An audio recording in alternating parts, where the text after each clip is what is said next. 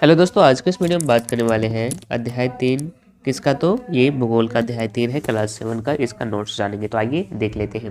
Chapter का नाम है हमारी बदलती पृथ्वी। तो आइए देखते हैं। स्थलमंडल अनेक प्लेटों में विभाजित है, जिसमें स्थलमंडलीय प्लेट कहते हैं, जिन्हें जो कि अनेक मंडलों में विभाजित है उसे क्या कहा जाता है, तो स्थलमंडलीय प्लेट कहा जाता है। ये प्लेटें हमेशा धीमी गति से चारों तरफ घूमती रहती है। ऐसा पृथ्वी के अंदर पिघले हुए मेघों में होने वाले गति के कारण होता है। ये वृत्तीय रूप में घूमता रहता है। सबसे पहला आता है ज्वालामुखी। ज्वालामुखी किसे कहा जाता है, आइए इसे जानते हैं। प्लेटें हमेशा गति करते रहते हैं, जिसके कारण पृथ्वी की सतह पर परिवर्तन होता है। ओके। जो बल पृथ्वी के आंतरिक भाग में घटित होते हैं उन्हें अंतर्जनित बल कहते हैं, और जो बल पृथ्वी के उप सतह पर उत्पन्न होते हैं उसे बहिर्जनित बल कहा जाता है। ओके। तो अंतर्जनित बल कभी आकस्मिक गति उत्पन्न करते हैं तो कभी धीमी गति उत्पन्न करते हैं। जैसे भूकंप एवं ज्वालामुखी आकस्मिक गति के कारण पृथ्वी की सतह पर अत्यधिक हानि होती है। ओके। इसका बाद भूपर्पट्टी पर खुला एक ऐसा छिद्र होता है जिससे पिघले हुए पदार्थ अचानक निकलते हैं। ओके। इसका बाद भूकंप क्या होता है, तो स्थलमंडलीय प्लेटों की गति करने पर पृथ्वी की सतह पर कंपन होता है। यह कंपन पृथ्वी के चारों ओर गति कर सकता है। इसी को क्या बोलते हैं, इसी को भूकंप बोलते हैं। ओके। इसका आता है उद्गम केंद्र। उद्गम केंद्र क्या होता है, तो भूपर्पट्टी के नीचे वह स्थान जहाँ कंपन आरंभ होता है उसे क्या बोला जाता है, उद्गम केंद्र बोला जाता है। इसका आता है अधिकेंद्र। अधिकेंद्र किसे कहा जाता है, तो उद्गम केंद्र के भूसतह पर उसके निकटतम स्थान को अधिकेंद्र कहते हैं। भूकंपीय तरंगें 3 प्रकार की होती है। कौन कौन से होती है, आइए जानते हैं। सबसे पहला होता है पी तरंगे अथवा अनुदैर्ध्य तरंगे जिसे कहा जाता है। दूसरा होता है एस तरंगे तथा अथवा अनुप्रस्थ तरंगे इसे कहा जाता है। तीसरा होता है एल तरंगे या पृष्ठीय तरंगे इसे कह सकते हैं।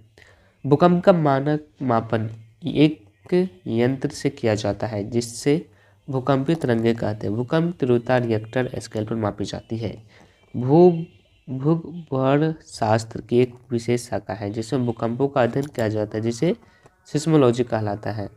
मुख्य स्थलाकृतियाँ कौन कौन सी है, आइए जान लेते हैं। पहला होता है पृथ्वी की सतह पर शैलों के टूटने से अपक्षय की क्रिया होता है। दूसरा, भूदृश्य पर जल, वायु एवं हिम जैसे विभिन्न घटकों के द्वारा होने वाले क्षय को अपरदन कहा जाता है। तीसरा, वायु जल अपरदित पदार्थ को एक स्थान से दूसरे स्थान पर ले जाते हैं, एक स्थान पर निक्षेपित करते हैं। ओके। इसको आता है नदी।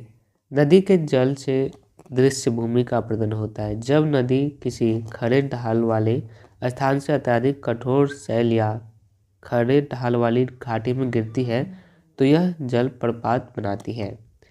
जब नदी मैदानों क्षेत्र में प्रवेश करती है तो यह मोड़दार मार्ग पर बहने लगती है, जिसे विसर्प कहा जाता है। ओके। इसके बाद विसर्प के किनारे पर लगातार अपरदन एवं निक्षेपण शुरू हो जाता है। विसर्प लूट के सिरे निकट आते जाते हैं। समय के साथ विसर्प लूप से नदी से कट एक अलग झील बनाते हैं, जिसे कि चाप झील भी कहते हैं। ओके। कभी कभी नदी अपने तटों से बाहर बहने लगती है, जिससे कि निकटवर्ती क्षेत्रों में बाढ़ आ जाती है।